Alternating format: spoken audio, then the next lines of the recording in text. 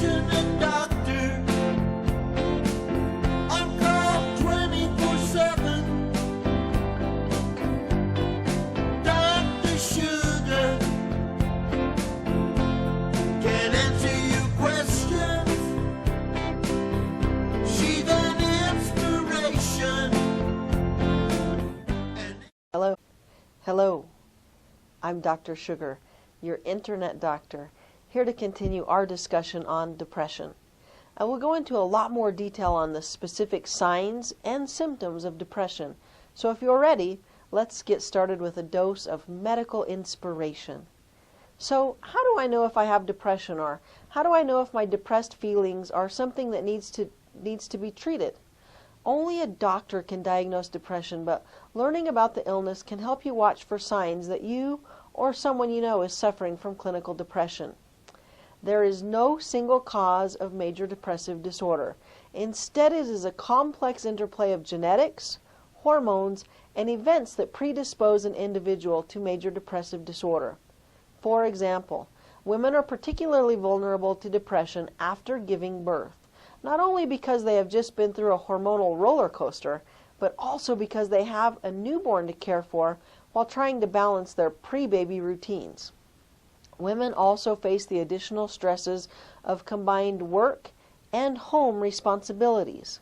Some of the other events that lead to major depressive disorder in women are death of a loved one, abuse, poverty, and relationship strains. It remains unclear why some women faced with enormous challenges develop depression, while others with similar challenges do not. The NIMH lists the following symptoms of depression. These are things to look out for in yourself or your loved ones. Persistent sad, anxious, or empty feelings. Feelings of hopelessness or pessimism.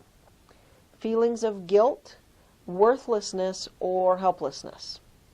Irritability or restlessness, and loss of interest in activities or hobbies once found pleasurable, including decreased interest in sex.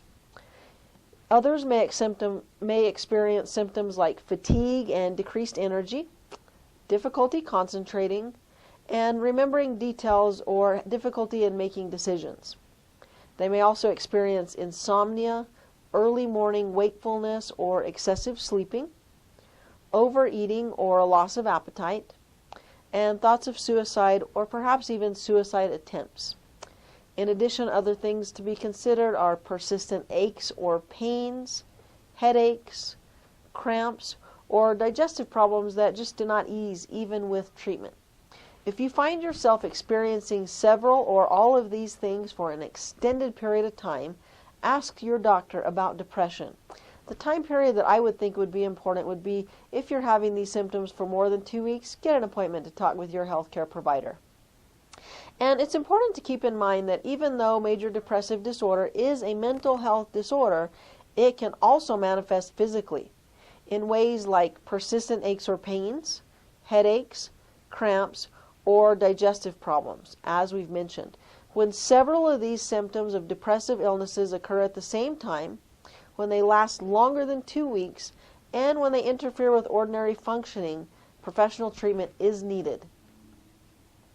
Now, sometimes certain medications, some viruses, or thyroid disorders may cause symptoms that are similar to those of depression.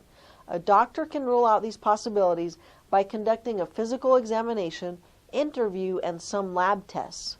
If other medical conditions are ruled out, your family medical doctor may consider starting a medicine for depression.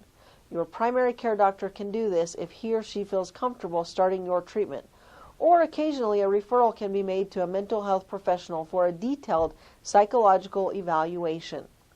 As part of this, the professional will ask detailed questions about possible family history of depression, provide questionnaires that have to be answered, and ask if thoughts of death or suicide have occurred. I'm Dr. Sugar. Be sure to watch part 3 of our series on depression. In part 3, I will go into a lot more detail about the specifics of women and depression. Make sure to watch it, and I'll see you there. Sugar.